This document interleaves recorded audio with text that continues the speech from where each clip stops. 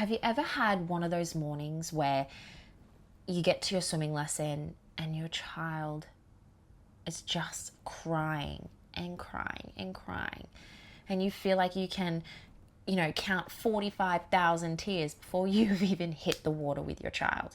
If that sounds like your weekly swim lottery, where you're just praying, when you get to the pool, you're just praying that the tears and that upset baby will just miraculously be super happy today and everything will be nice and smooth. If that's you, stick around. I'm going to share some tips with you that is really going to help your situation. These steps are just no arm floaties, no surprise dunking, no forceful anything. Just really calm steps that have worked for hundreds of babies. And it's going to work for you too. So why babies flip out, and also why it's fixable. Babies' brains have two thoughts in a water environment.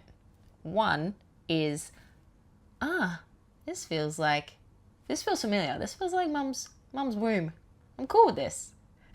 And the second thought is, what the actual fuck is this cold, wet threat? Get me the fuck out of here. Call the fire department. Call everybody. I'm pretty sure that's off Paw Patrol. Try and think of your reaction and how you're feeling is like a weather report. So what you're showing in your face and in your gestures and in your posture and in your heartbeat, your child is reading that like a report. And so when they start to cry and get flustered, and then you internally, naturally start to, after a while, get ticked the fuck off. Your baby reads that and just goes with that, and it always gets worse. But if you can remain calm, deep breaths, just see if you can lower your heart rate, smile, hug, bring them in, give warmth rather than separation, you will find that they will calm down. You don't have to worry about what is happening in the class around you. The most important thing is your child and what they're going through in that moment. So whether you're in a paid lesson or you're doing this yourself, you don't need to force your child or yourself through the activities, but rather form connection and then build on that. Help them regulate themselves.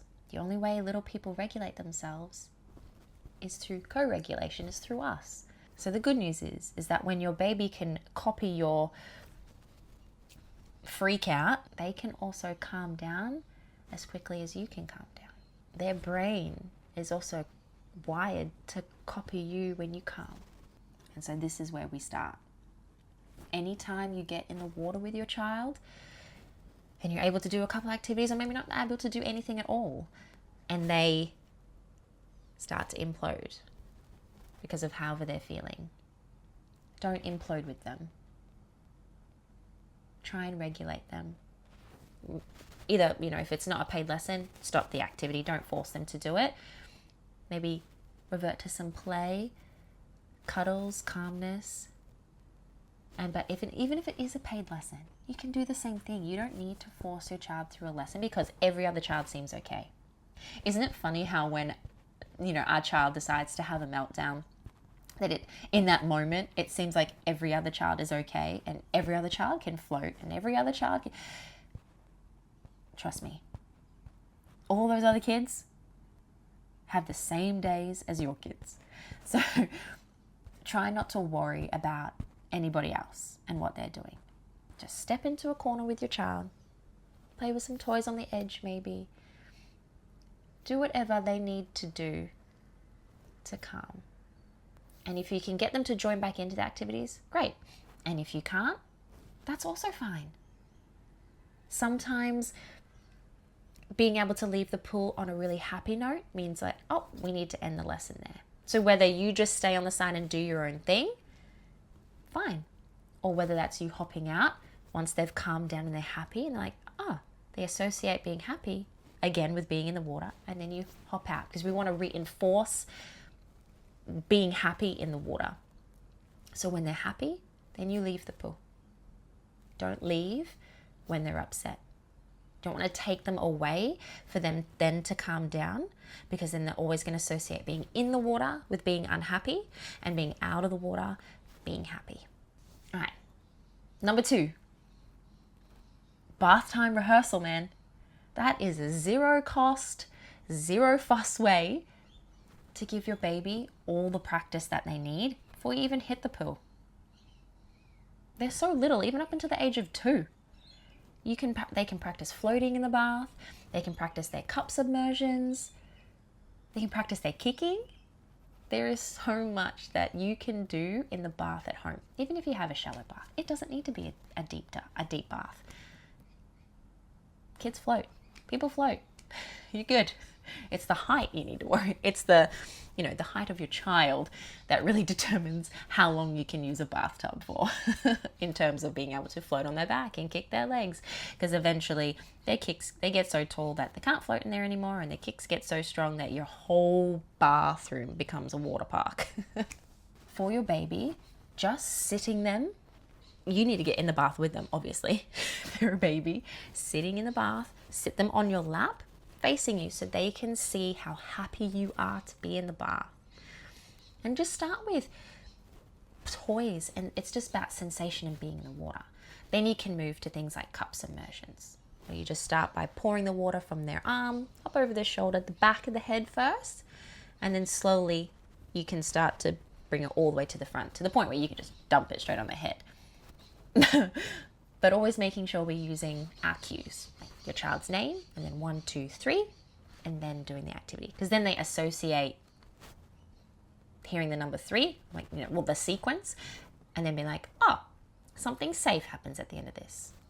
And they automatically then close their eyes and their mouth. Okay, number 3 is timing. And timing is actually more important than we really give it credit for. So my son, for example, has very intense auditory sensitivity.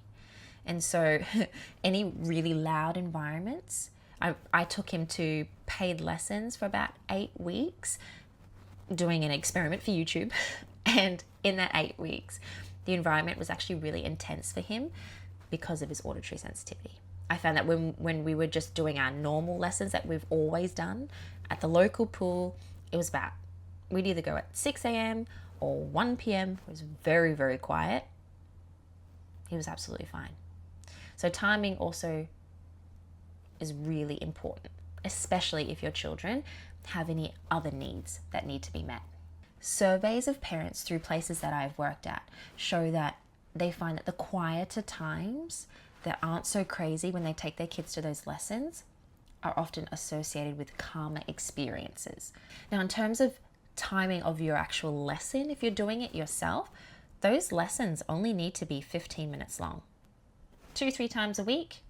3 times a week is like the sweet spot. Only focusing on 2 to 3 skills. That's it.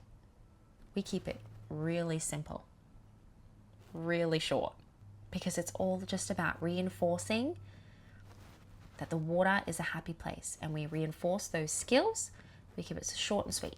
If these steps are already clicking for you, please click the like button. It'll help other tired parents find us so we can help them too. All right, number 4 is all about entry. How can we get into the pool when our kid is already apprehensive before we've even gotten in? Whether that's a baby, maybe they're just a bit unsettled, or a toddler who is just like, full refusal, no thanks, I don't want to borrow it. For babies, it's just about keeping them really, really close. They can feel your heartbeat as you enter the water. We enter really slow, no jumping in, just like sit down on the edge and slide in. It's nice and simple. We just don't want it to be overwhelming. For our toddlers who are kicking and screaming, just sit them on the edge. See if you can just coax to get their feet in the water. You may even then slide in next to them, stand in front of them, play around a bit, just so they can see that you're safe, you're okay, be calm, no forceful pulling. Always do what you say and say what you're going to do. So if you say, hey, it's okay, you're fine to just sit there on the edge and put your feet in, hey, we could just practice kicking like that. Bring some toys. Then that's all you do. Unless they're like, oh no, I want to get in now, then great, go with it. But if you say you're going to do something, follow through with that. That helps build the trust so that the next time you come to the pool, well, you guys left on a really good note last time. There was no forceful trying to get in. You listened to them. You understood them. They might reward you by getting in a little bit further. Or maybe not. It could take weeks. But remember, it's not about what you want. It's about what they need in order to feel calm and safe, to then be able to do the thing that you really want them to do, which is learn to swim, because it's an important skill to have. But you can't tell kids that. They only know how they feel and don't really have the vocab to convey it properly. Number 5 is toys. And toys are really important. For babies, introducing them to the pool, bring the same toys that you use in the bath. It just needs to be a couple. It doesn't need to be an overwhelming amount. Just a couple of their favorite one, because it's building on that association of water. Oh, I use these toys in the bath. Oh, and I love the bath. I love the water in the bath. Oh, maybe I'll like it in here too. It's just building, right? Building so you can get them to a point where you can then start focusing on floating, full submersions, and so on. Something you can do is throw the toys in the water, holding them on the side and encouraging them to, if they're old enough, encouraging them to reach for the toys. It just helps with building that confidence in that pool. It's quite a big space, you know. It's very different to a bath. In a bath, everything is really close together. It's quite securing in a bath. In a pool, well, the walls are so far away. It's so much open water. So holding them on the side and getting them to encourage them to reach, you know, get their chin in the water. They might accidentally put their face in. That's okay. Smile and laugh and celebrate it. It's all about building on that confidence. You want to build and build and build till one day they want to jump in and be excited to go to the pool and do it themselves. And doing things like that, and they'll accidentally put their chin or lips or face, nose in the water. Sometimes they might swallow a little bit of water. Sometimes they might sniff a little bit of water up. That's okay. We celebrate it. We ask them if they're okay. You good? Everything's fine. Yay. Oh my God, that's so amazing. But that's what you want. It's through those things that they learn, oh, I can do it. But without really any real trickery, you know, without any force. It's just realizing that they can do it through play. And then, as I said before, making sure that we're always leaving the pool on a positive note. So if you know that it's coming up to nap time and you know your kid, you can see that they're kind of, they're teetering on being overtired now, but they're super happy. So this is the time to exit. I find with my son, I have like his favorite snack for getting out of the pool. It could be a certain fruit. It depends what day of the week it is, but it could be a certain fruit. It could be a biscuit. It could be whatever. And so that helps the transition for getting out. He's a lot older, so he's 3. It's like, we're getting out in 2 minutes. Okay, time to get out. Oh no, but I don't want to. I'm having so much fun. Okay, Mommy really has to get out. She needs to go to work. But I brought your favorite snack. Oh my gosh, thanks, Mom. It's always, when they get older into that toddler phase, it's always great to have an exit strategy. Especially when they do really start to love the water. You have new problems, but it's a great problem to have. So number 6 is breath cues and working on that breath control. So when you're in the bath and you've been doing their name, 1, 2, 3, and their cup submersions, when you're moving that to the pool for the first time, you're just doing the same thing. You're doing cup submersions. Even if they're already closing their mouth and nose, just do the same thing that you did. At least the first lesson, and then the next time you go, you can be like, okay, we're going to do submersions. When they're babies, you can kind of just do it. It's when you're trying to do this for the first time and they're 2, 3, 4 years old. It's really hard, and you can't force them to do it. I don't recommend forcing them to do it. that as babies, you're obviously not going to dunk them if they're crying or screaming. But if they're super happy and they're doing their thing, you give them the same cue. They'll have the same response, but this time it's under the water to yourself or underwater to the wall. Number 7 is just remembering to relax. So like I said before, anytime that you feel tense because it's a really emotional situation, or you feel overwhelmed and just tired of this same scenario playing out over and over again, just remember to take a deep breath and do it over and over again. Breathe in for 4, hold for 2, breathe out for 5. Do that 3, 4, 5 times if you need, and you'll find that your shoulders will drop, your grip will loosen, not too much. If something occurs in your lesson that you didn't, equate for, and your child freaks out, like some kid jumps in and splashes your kid and they like tense up and maybe start to like cry a little bit, that's okay. Just name that emotion. Just say, oh, I wasn't expecting that either, Johnny. That was a big splash, but we're okay. Not to worry. We're all good. It's just about naming what happened, reassuring them they're all good, and then moving on. Studies on infant stress have shown that parents who practice responsive calming techniques saw a significant reduction in the length and time in which their children would cry. Number 8, knowing when to call it quits. Knowing when, okay, this lesson is going absolutely nowhere. Let's bring them back to baseline. Let's calm them down, make them happy again, and then let's hop out. Let's go to the park. We want to end this whole experience on a really, really happy note. Let's get out and get a snack. Let's get out and get an ice cream. Not as bribery to get out. We want to calm them in the pool. We want to calm them down so they're back to baseline, back to feeling happy, and then we hop out and we just do something fun or just go home. Whatever you need to do. It's just about acknowledging that, okay, we didn't even make the 15 minutes and they're done. Okay, that's fine. Out we get. There's nothing wrong with that. Remember, they're not misbehaving.